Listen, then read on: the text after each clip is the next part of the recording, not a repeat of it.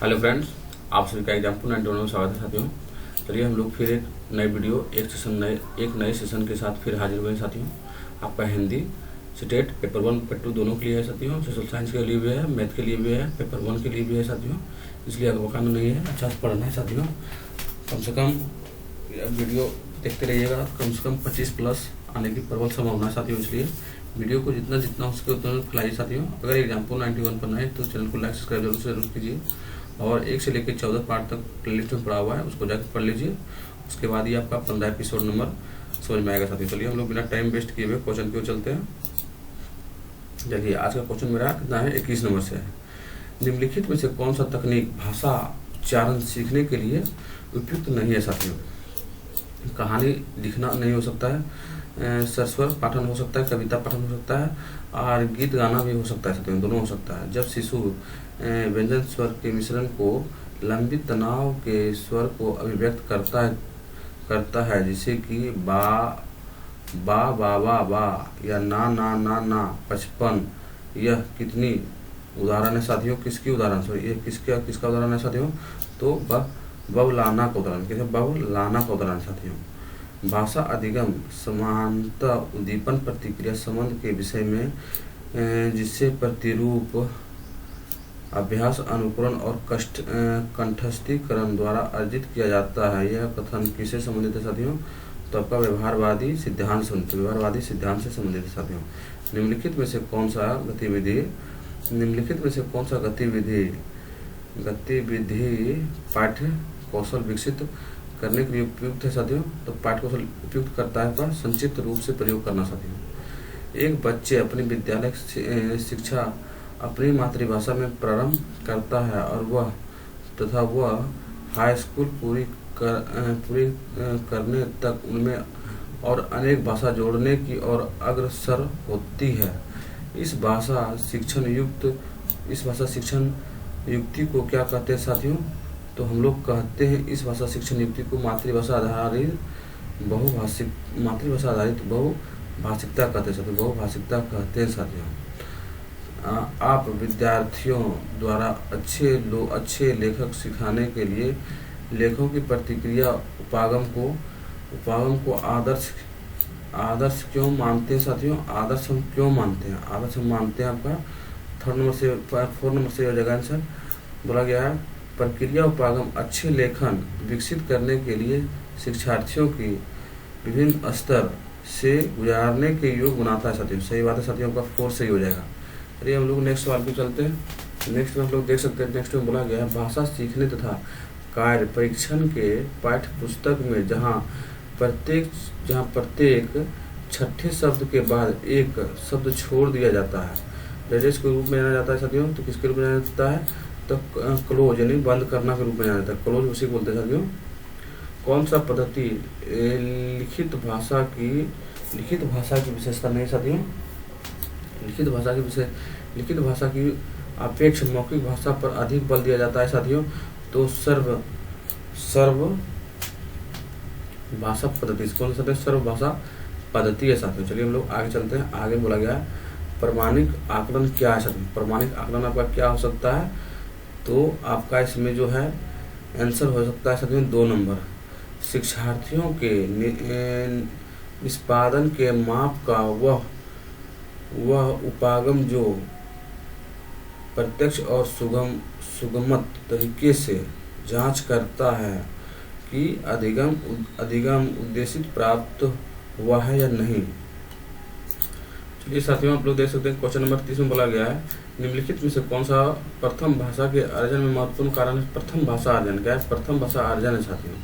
इसलिए अवसर की प्रकृति क्या है, तो अवसर की प्रकृति है साथियों। वह विद्यालय क्या कहते हैं, वह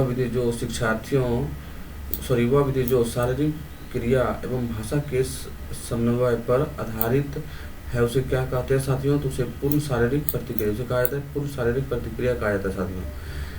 किसी पाठ्य सामग्री के अंतर्निहित क्रियाओं और विचारों के पात्र या दर्शक के रूप में स्वयं को रखकर लिखने संबंधित कार्य डैश के अंतर्गत आता है साथियों।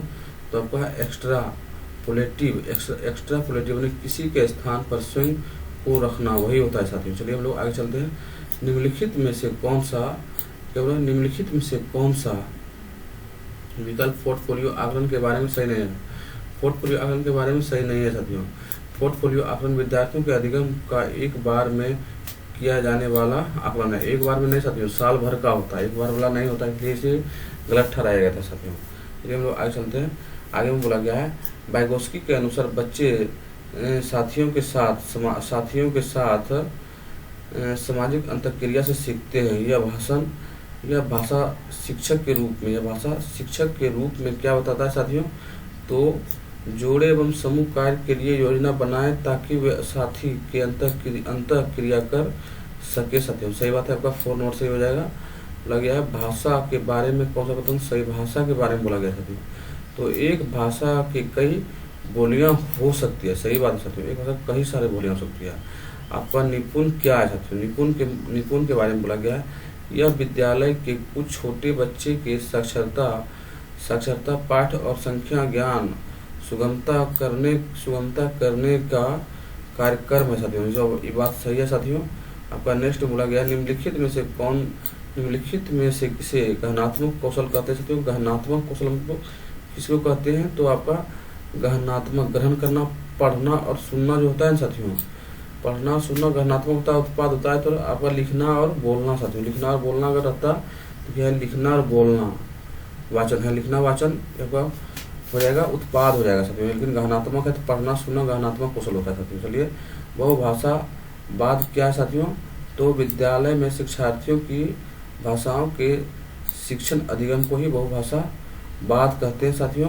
कक्षा 2 के एक अध्यापक के अपने विद्यार्थियों से कहा कि वे शब्द संपदा सीखने के लिए अपने घर से पशु वाहन वाले अपने खिलौने लेकर आए। भाषा शिक्षण शास्त्र की दृष्टि से ये खिलौने क्या है साथियों? तो वास्तविक सामग्री क्या है? वास्तविक सामग्री यानी वास्तविक सामग्री रियलिंग है साथियों। चलिए हम लोग नेक्स्ट सवाल पे चलते हैं। नेक्स्ट बोला गया है कक्षा 3 की एक बालिका शब्द के प्रत्येक अक्षर की ध्वनि समझ लेती है, पढ़ लेती है, संकेत पढ़ लेती है,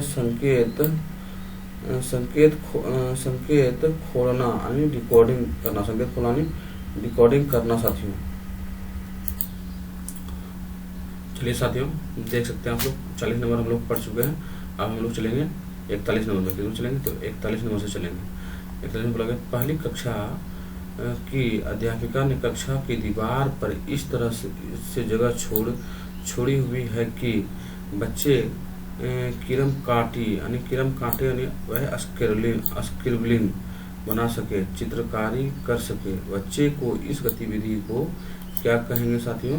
तो हम लोग आरंभिक साक्षरता कहेंगे साथियों। अधिगम की शुरुआती बच्चे में कौन सा उद्दीपन तुकबंदी और शिशु गतियों का नहीं है साथियों? तुकबंदी और शिशु गतियों का नहीं है साथियों। तो आपका व्याकरणिक क्षमता का विकास नहीं होता है साथियों। चलिए हम लोग आगे चलते हैं। आगे बोला गया है डिसलेक्सिया से क्या आशय है साथियों? डिसलेक्सिया से पठन, डिसलेक्सिया से आपका बच्चे में पठन विकार होता है। डिसलेक्सिया से आपका बच्चे में जो है पठन नहीं पढ़ नहीं सकता साथियों शुद्ध। चलिए हम लोग आगे चलते हैं।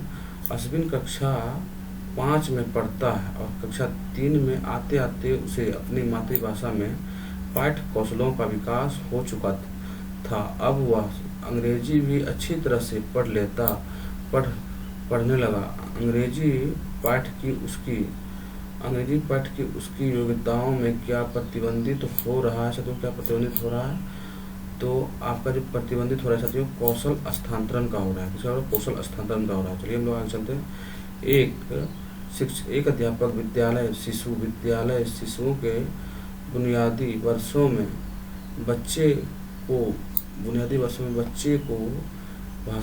को भाषा की कक्षा में शब्द समूह, शिशु गीत, तुकबंदी और छोटी छोटी कहानियों की परिचित करवाता है। वह भाषा अधिगम के किस उपागम के अनुसार कर रहा है साथियों?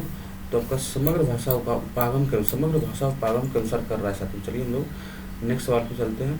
कक्षा 5 में विद्यार्थियों ने अपने सर्वाधिक परीक्षा में निम्नलिखित प्रश्न दिए गए, आप क्या पसंद करेंगे और क्या पसंद नहीं करेंगे, उसके निम्नलिखित वाक्यों की पूर्ति कीजिए। क्या पूर्ति करेंगे साथियों? तो बच्चे जो पसंद करते हैं खुले अंत वाले प्रश्न को ही करते हैं, खुले अंत वाले प्रश्न को ही पसंद करते हैं साथियों, अन्यथा नहीं करते। चलिए हम लोग नेक्स्ट सवाल पे चलते हैं। कक्षा 4 में अध्यापिका ने अपने शिक्षार्थियों को एक पाठ्य सामग्री देती है और वह प्रकृति पर अपनी एक ही अनुच्छेद लिखती है। यह पाठ्य सामग्री किसके अंतर्गत आएगी साथियों? तो आपका सृजित किए गए सामग्री के अंतर्गत आएगी साथियों। चलिए कक्षा 5 के विद्यार्थियों को कक्षा में समूह में बांटे गए और अपनी रुचि के विषय चुनने के लिए कहे गए। बच्चे ने समूह में थीम पर आंकड़े का संग्रहण किया और रिपोर्ट लिखा। भाषा अधिगम की इस गतिविधि को क्या कहते हैं साथियों? भाषा अधिगम को इस गतिविधि को आपको कहा जाता है परियोजना कार्य कहा जाता है साथियों। विद्यालय बच्चे के भाषाओं के सुगमता करने वाले भारत सरकार के कार्यक्रम का नाम बताए। भारत सरकार के कार्यक्रम का नाम बताए साथियों। तो भाषा समग्र है साथियों। भारत सरकार का नाम भाषा समग्र है साथियों। निम्नलिखित में से आप किसे भाषा की कक्षा हेतु प्रमाणिक समग्र के रूप में स्वीकार करते साथियों? तो किसको करते हैं हम लोग करते साथियों समाचार पत्र को करते हैं। जो करते हैं समाचार पत्र को करते साथियों। इसलिए आज का सेट समाप्त हो गया साथियों। अगर एग्जाम को 91 पर नहीं तो चैनल को लाइक सब्सक्राइब जरूर से कीजिए साथियों। चलिए हम लोग फिर नेक्स्ट पार्ट में मिलेंगे। जय हिंद साथियों।